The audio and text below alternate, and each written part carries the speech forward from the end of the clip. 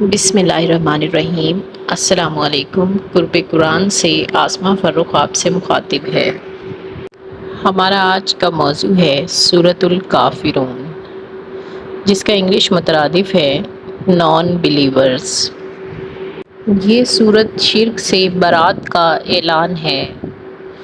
کچھ کافر جو تجویزیں لا رہے تھے آپ صلی اللہ علیہ وآلہ وسلم کے پاس کہ کچھ اتفاق کر لیں اور دین کی کوئی ملی جلی صورت سامنے لے آئیں، تو ان کو صاف اور واضح جواب اس صورت کے ذریعے دیا گیا ہے کہ ان کافروں پر جن کا کفر واضح ہو چکا ہے، جو ایمان لانے والے ہرگز نہیں ہیں، ان پہ یہ واضح کر دیں کہ نہ میں ان کی عبادت کرتا ہوں جن کی تم عبادت کرتے ہو، اور نہ تم اس کی عبادت کرتے ہو جس کی میں عبادت کرتا ہوں۔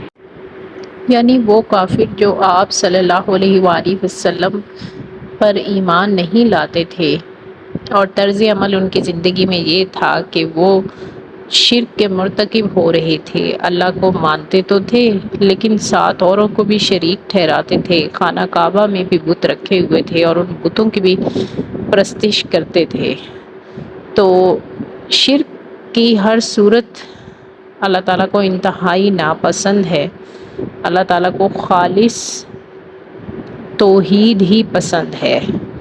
تو ایسے کفار پر یہ بات بالکل واضح کر دینے کا کہا گیا ہے کہ ان کفار سے کہہ دیں کہ میں اس شرک سے بیزار ہوں، میں کبھی بھی ان کاموں میں تمہارے ساتھ شریک نہیں ہو سکتا، نہ تم میرے معبود کی عبادت کرتے ہو اور نہ میں اس کی عبادت کر سکتا ہوں جس کی تم عبادت کرتے ہو، اور مستقبل میں بھی ایسا کوئی امکان نہیں کہ کوئی ملی جلی صورت دین کی نکالی جائے۔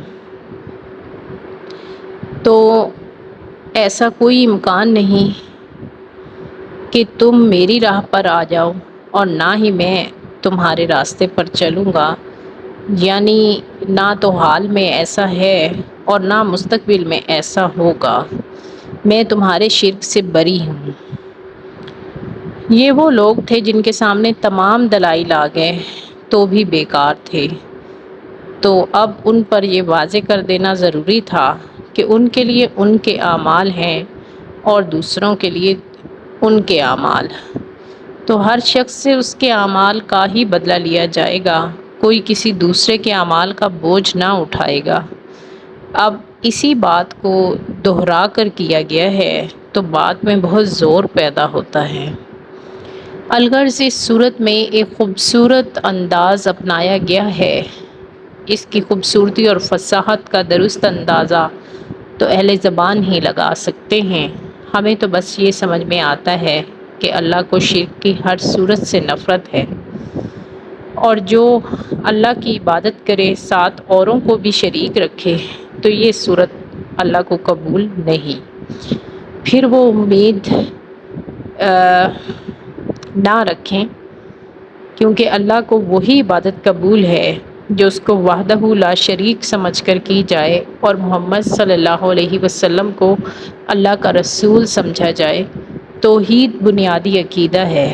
ہر نبی نے اس عقیدے کو اپنی تبلیغ کا بنیادی عقیدہ بنایا ہے، ایمان کی شرط اول قرار دیا ہے۔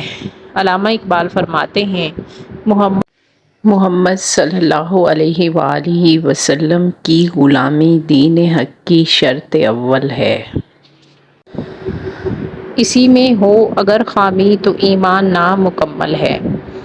اگر ان دو نکات پر یعنی اللہ کے واحد ہونے پر، حضرت اور محمد صلی اللہ علیہ وآلہ وسلم کے رسول ہونے پر اتفاق نہ ہو تو پھر کسی طرح مذہبی اتفاق کفار کے ساتھ نہیں ہو سکتا۔ ان کی راہ الگ اور ہماری راہ الگ ہے، ان کے لیے وہ جو انہوں نے بویا اور ہمارے لیے وہ جو ہم نے بویا۔ سب اپنے اعمال کا پھل کھائیں گے، اعمال انسان کے ساتھ جائیں گے دوسری دنیا میں بھی جو ابدی ہے۔ اللہ ہمیں وہاں کامیابی عطا فرمائے، آمین۔